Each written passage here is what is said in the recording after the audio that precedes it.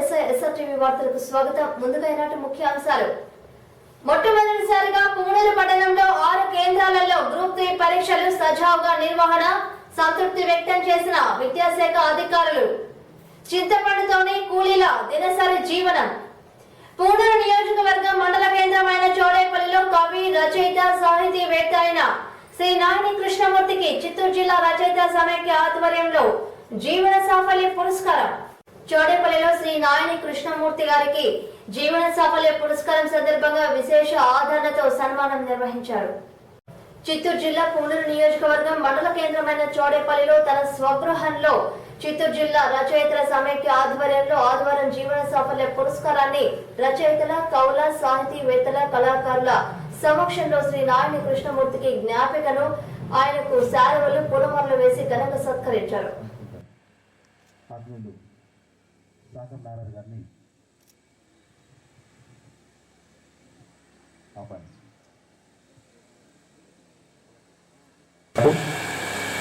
ఆత్మీయులు కొంతమందిని ఇక్కడ వేదికపైకి సాధారణంగా ఆహ్వానిస్తున్నాము. శ్రీ వేణు గారి యొక్క కుమారుడు శ్రీ బాణమూర్తి గారు వాసనటి. పలువురు కవులు, రచయితలు, సాహితీవేత్తలు ఆయన వ్యక్తిత్వం, రచనల పటిమను ప్రస్తుతిస్తూ ప్రసంగించారు.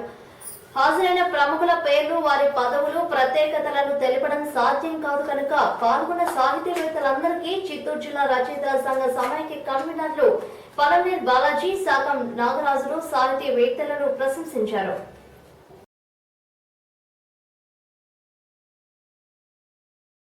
ఆ నవ్వు ఆయన దగ్గర నుంచి దూరం కాలేదు. అది తిరుపతి కావచ్చు, బెంగళూరు కావచ్చు, వేలూరు కావచ్చు, చౌడేపల్లి కావచ్చు, ఎక్కడ కూడా చిరునవ్వుకి ఆయన దూరం కాలేదు. ఆ ధైర్యం, దూరమయ్యే ధైర్యం ఆ చిరునవ్వుకు లేకుండా పోయింది. బాబ్జీ పాకాల గారు, మిత్రులు బాబ్జీ, తదుపరి యువశ్రీ మురళి.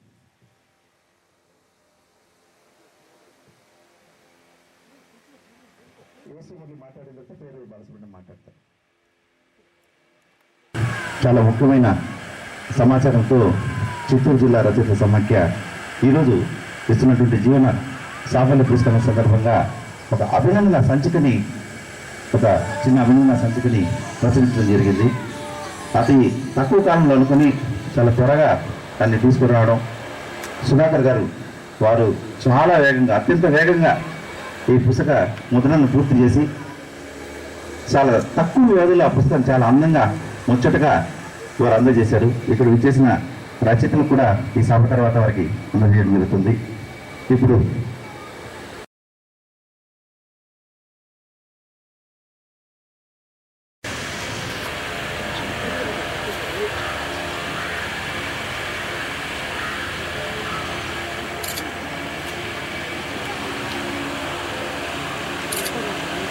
జీవన సాఫల్య పురస్కారం నాకు అందజేస్తుంది. జీవనం అంటే ఏమిటి, సఫలీకృతం కావడం అంటే ఏమిటి, దానికి పురస్కారం ఏమిటి అర్థం కాదు. ప్రతి జీవి తన జీవనాన్ని ఫలప్రదంగానే ముగిస్తున్నాడు. ఒక కార్మికుడు ఉంటాడు, ఒక రైతు ఉంటాడు, ఇంకో వృత్తి పని వాడు ఉంటాడు, ఇంకో టీచర్ ఉంటాడు, ఇంకో డాక్టర్ ఉంటాడు. వీళ్ళందరూ తమ వృత్తి ధర్మాన్ని తాము నెరవేరుస్తూ జీవితం ముగిస్తారు. అసలు ఈ జీవితం ఎందుకు, ఎలా పుట్టాము, ఎక్కడికి పోతున్నాము అర్థం కాదు.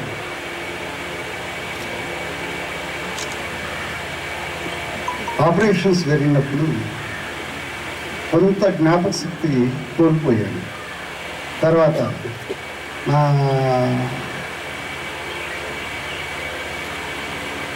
రచనల్లో, మాటల్లో ఫ్లో తగ్గింది. త్వరలో ఆరోగ్యం పుంజుకొని మళ్ళీ నేను ముందుకు వస్తాను. ఒక మాట,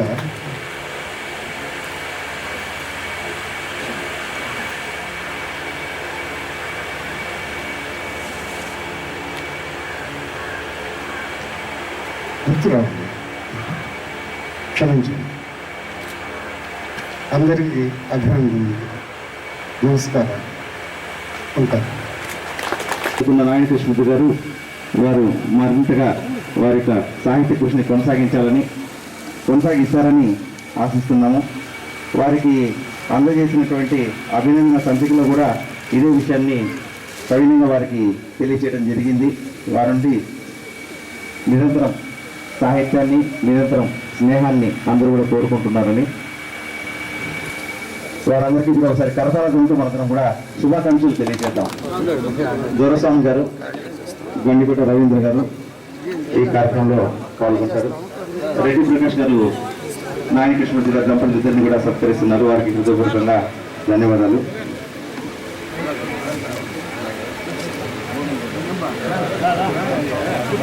సార్ ఫోటో తీసుకోవడానికి కొంత గ్యాప్ ఉంది. రెడ్డి ప్రకాష్ గారు ఉన్నారు, వారు సత్కారం చేశారు కాబట్టి కొంత గ్యాప్ ఇచ్చారంటే వాళ్ళు ఫోటో తీసుకుంటారు. సార్ ఫోటోగ్రాఫర్ గారు చూడండి.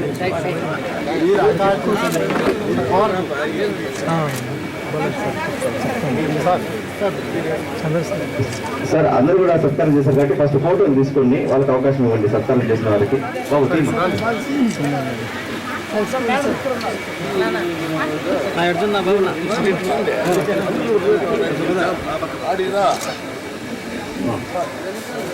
సురేంద్ర బాబు గారు, గాజుల రామ్మూర్తి గారు,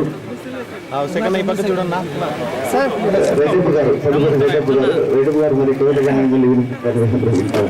డాక్టర్ మౌని గారు, గాజుల నటరాజు గారు, నారాయణ కృష్ణమూర్తి గారి యొక్క స్నేహితులు,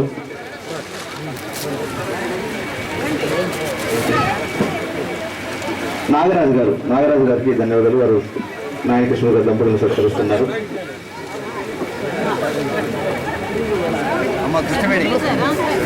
నెమిలేటి కిట్టన్న గారు, డాక్టర్ నెమిలేటి కిట్టన్న గారు వచ్చారు. గండికోట రవీంద్ర గారు వారికి హృదయపూర్వకంగా ధన్యవాదాలు, శుభాకాంక్షలు తెలియజేస్తున్నారు. తుంగా చంద్రశేఖర్ గారు, జగన్ గారు, నారాయణ కృష్ణ గారు, జగన్ గారు,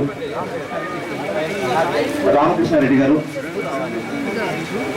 సార్ ఆ ఫోటోగ్రాఫర్స్ కొంచెం అవకాశం ఇవ్వండి సార్, వాళ్ళు ఫోటోలు తీసుకుంటారు దయచేసి. జగన్ గారు అటువైపు జరిగింది సార్, అటువైపు.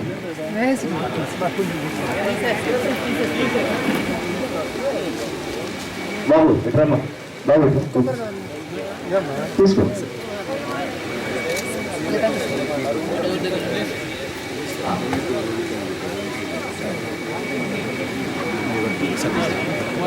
కృష్ణారెడ్డి గారు రీసెర్చ్ స్కాలర్, కృష్ణమూర్తి గారి పైన పరిశోధన చేసినటువంటి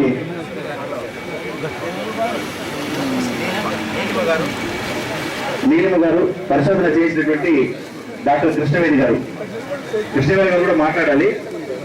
భోజన విరామం తర్వాత వారు మాట్లాడతారు. పరిశోధకురాలు నీలిమ గారు, అదేవిధంగా డాక్టర్ కృష్ణవేణి గారు.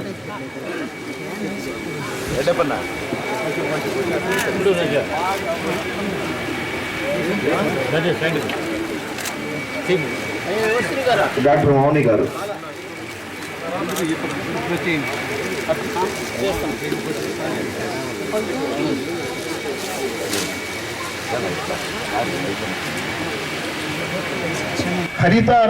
హరితారణ్య సోయగానివి, కోమల దుఃఖిత ఏకాంతానివి, సృజనాత్మక సంచలనానివి, బాంధవ్య బంధాలతో పెనవేసుకుని గుమ్మడి పూరేకుల్లో విచ్చుకున్న ఉమ్మడి కుటుంబానివి, కాంతి చెటలు చిటపటలతో మకర పుష్కరిణిలో పూచిన కార్తీక దీపానివి,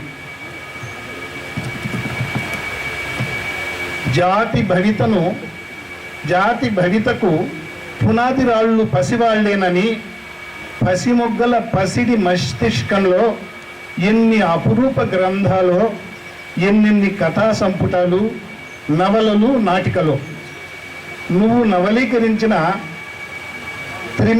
త్రిమతాల పవిత్ర గ్రంథాలు మానవీయ పరిమళాలను పంచితే వ్యావహారిక శైలీ విన్యాసం మధ్యన అధ్యాయాలుగా భారత భాగవత రామాయణాలు, సమకాలీన మానవ సమూహాలను ఎంతటిగానో ప్రభావితం చేస్తూనే ఉన్నాయి. వ్యవస్థ చేయలేని పని వ్యక్తిగా నీకెలా సాధ్యమైంది మిత్రమా? నక్షత్ర ఖచ్చిత విశాల విహాసం నీకెలా క్రీడాస్థలిగా మారింది?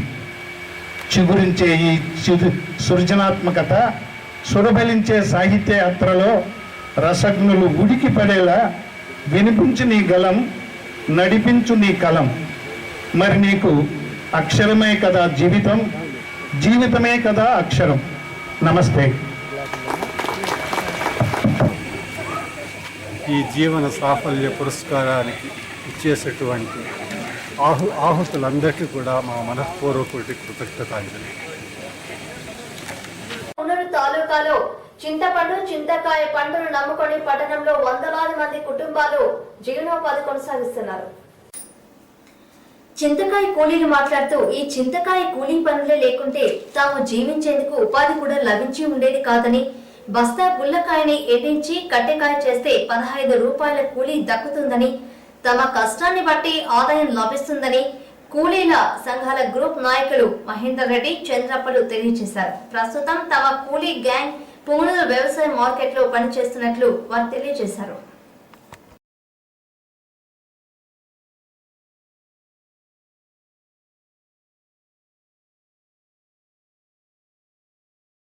మంది ఉన్నాము.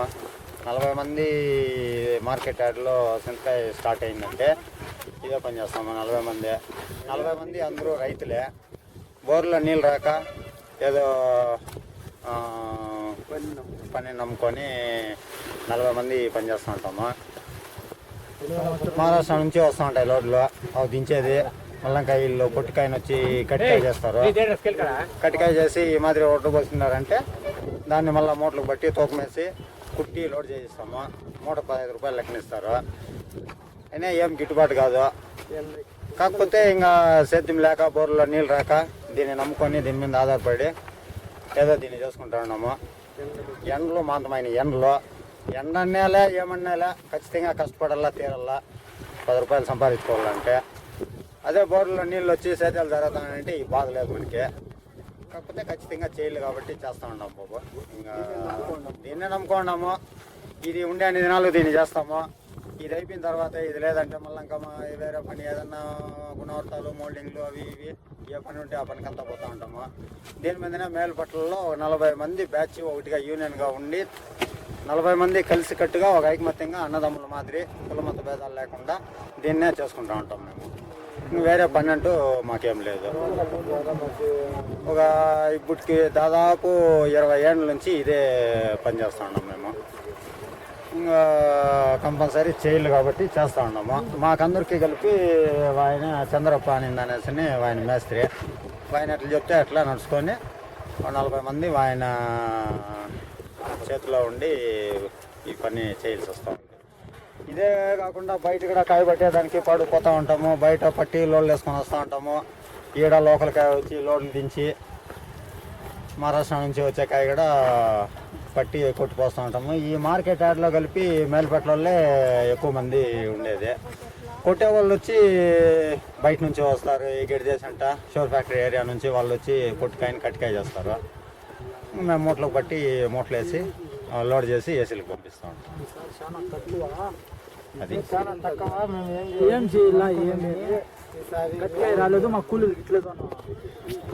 పుంగనూరు పురపాలక సంఘం అన్ని విధాల అభివృద్ధి దశలో ఉందని గొప్పలు చెప్పుకుంటున్నారు. పట్టణంలో దాదాపు 70,000 దాకా జనాభా ఉన్న నీడ, చల్లటి గాలిని ఇచ్చి ఆహ్లాదం గొల్పే పార్కు ఒక్కటి కూడా పుంగనూరు పట్టణంలో లేదు.